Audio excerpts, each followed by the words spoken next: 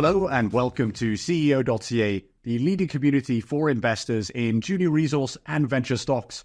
My name is James Patton, and today I'm joined by Ewan Mason, President, CEO, and Chair of Star Diamond Corporation.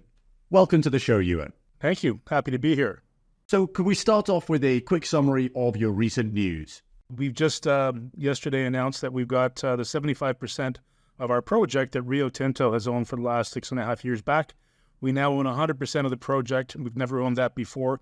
It's the largest undeveloped mining deposit in the world for diamonds, and it's going to be developed with the use of carbon capture technology and with our indigenous community as partners. So this seems like a great update for Star Diamond, but is anything lost by Rio Tinto no longer participating in the project? Well, I mean, obviously it would have been better had Rio decided to spend $3 billion and develop the mine, but that's not in their strategic direction any further. So, what we did lose was their worldwide capacity to analyze and develop pit models and their experience in diamond mining. But what we got in exchange was verification from them of all the work that we've done previously has been correct. They came out with findings which were actually quite shocking. They had an 84-year mine life modeled.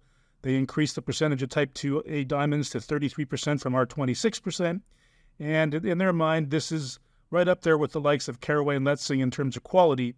And they were not going to have any holds barred. They wanted to develop the mine right away. Unfortunately, their investment committee turned them down because, as I said, they're into other minerals now, not specifically diamonds. So, can you tell us a little more about the terms of their departure? Well, as I said to someone earlier today, as a career investment banker, I can't even believe we got this deal done. It's a great deal for our shareholders and the people of Saskatchewan, and it was very gracious of Rio to do the deal like this. This is assets in excess of $2 billion, which we got for essentially 17.2% of our company. It's really quite astonishing that we were able to do this, and like I said, I'd like to thank Rio, as well as the government of Saskatchewan, for helping this to take place. So now that you're the sole owner of the project, what does the path forward look like? Well, as we've said, we're just finishing up a resource upgrade. We've been working on that for a year. By the end of June, we hope to have that out there. Once we have that, we can migrate right into a pre-feasibility study, which will be followed closely or morphed into a feasibility study, depending on how things go. And once that's done, we're going to need to find a financial partner. And I hope to be able to put spades into the ground here within 3 to 5 years. And can you tell us a bit more about Star Diamond's history at the project? Well, Star Diamond's been at this deposit for almost 30 years now in various forms, predecessor companies, etc. And the real distinguishing factor about this deposit is the high purity of the diamonds. Type 2A diamonds are very pure and give rise to massive, colossal diamonds. They're sometimes bigger than 700 to 1,000 carats. And that's what we're looking for here. So far, in just bulk sampling and drilling, we've managed to turn up a couple close to 50 carats. But it's those ones that are in excess of, 100 carats that can be worth millions of dollars, sometimes as much as $50 to $60 million each. That's what we have, and we want to unearth them all. So what experience do you and the management team bring to the table?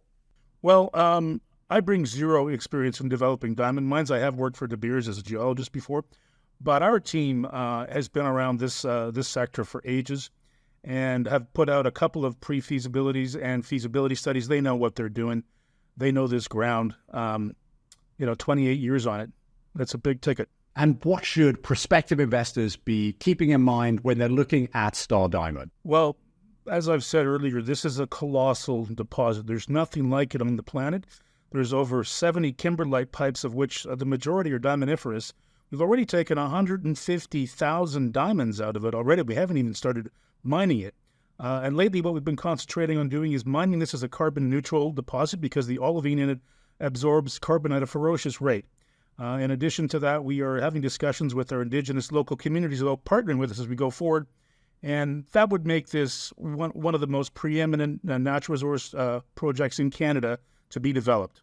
Just to wrap up, is there anything else you'd like to share with the community at CEO.CA? Well, the diamond sector is a little bit out of favor right now, and so the interest in diamond companies, even companies that are producing a shed load of diamonds, is minute. And what I would say is what Warren Buffett always says is don't buy something when it's in favor, buy it when it's out of favor. Thank you so much for your time today, Ewan. Thank you.